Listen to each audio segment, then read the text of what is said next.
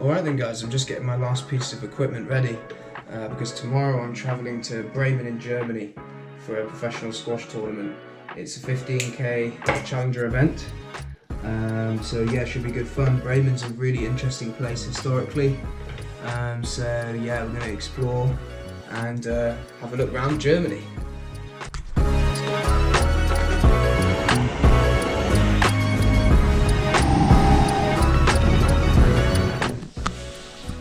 Guys, I've arrived in Bremen in Germany.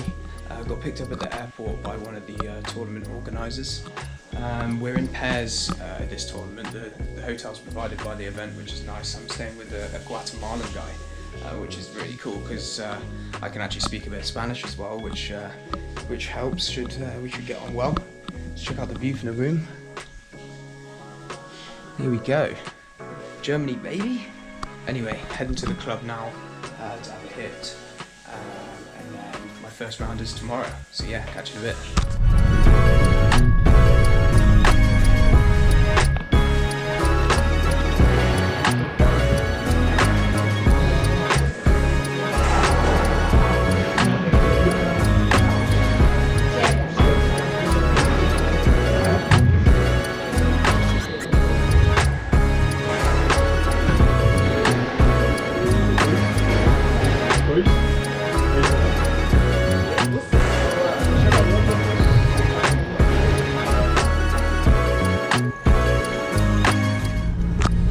Okay guys, so I'm here with Heidi, who's helping out, taking us players back and forth from the hotel to the club.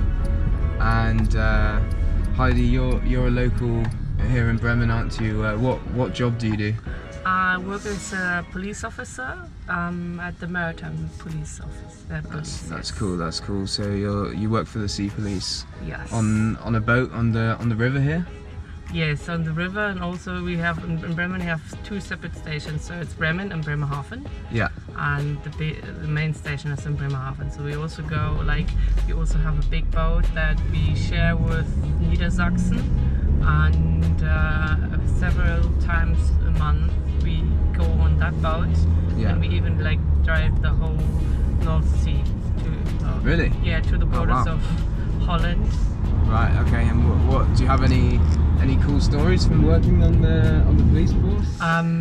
There was once we had the striptease bar in the city center, and we got a call that there was a woman totally naked. Yeah. Underneath, so no slip, nothing. Yeah. And yeah, she slept in the car. So I knocked on the roof, poof. And she was she woke up. She looked down, then she saw my colleague standing just next to him, her, and she looked at him oh no! Look away, you asshole! He was no way. Turned flash, and he was turned red, and he was oh my gosh! And so we took her to our police office. Yeah. We were with 4 women. Yeah. In the cell, because we had to check if she had anything like knives or anything on her clothes, and I had to two had to carry her. Yeah. And I had to, one had to look up her boobs. No way. Oh my god. The other one had to check if there was anything. So it was that's the normal stuff. Really? Yeah. So. That's what you had to do on a daily basis. Yeah. Fair enough. Alright, thanks for that. That was cool, that was funny. That was class. I told you I have some. Wow, so how cool was that, guys? There we go. My first time talking to a German sea police woman.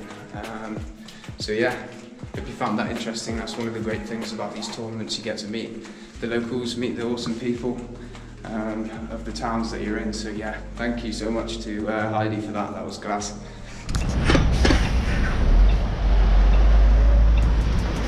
Right then guys, Guten Morgen from Bremen. Now this morning I'm just heading to the shop, the local shop that's close to the hotel, to get some supplies for later, and then I'll be having breakfast in the hotel, which is included with the tournament package for free, which is nice. So yeah, today is match day. I'll be heading to the club for a little solo session, just on my own, just groove my shots in this morning, and then come back, have lunch, little nap, and then I'm competing at 5 p.m. So yeah, I'll see you at 5 p.m.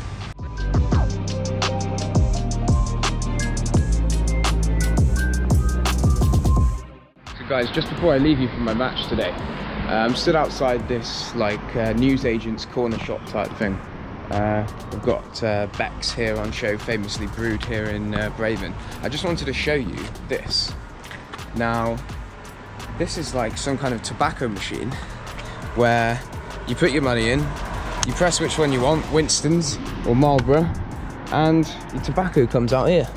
Now, I don't know if this is still working. It looks kind of old, but it must be. So yeah, let me know if you guys have got this in your country. I've never seen it in the UK.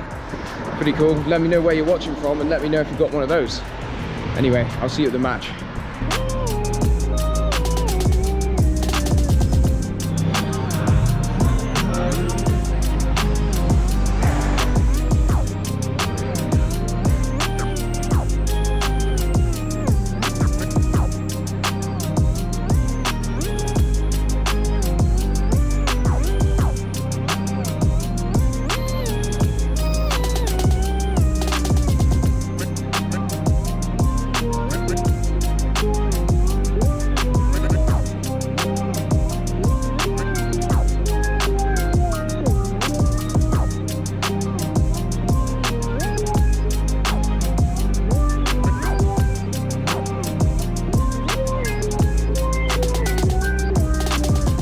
Okay, guten Morgen guys, from the morning after my match here in Bremen.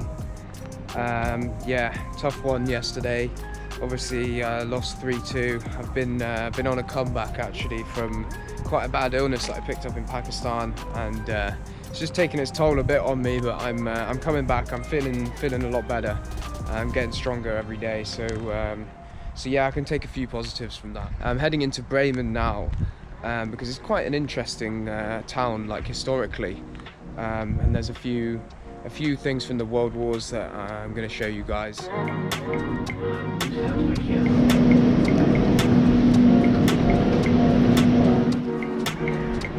Alright guys, so behind me is the central station here in Bremen, and there's a plaque on the wall that I want to show you guys because it commemorates the Jews that were sent to Minsk in Russia in 1941 during the Second World War.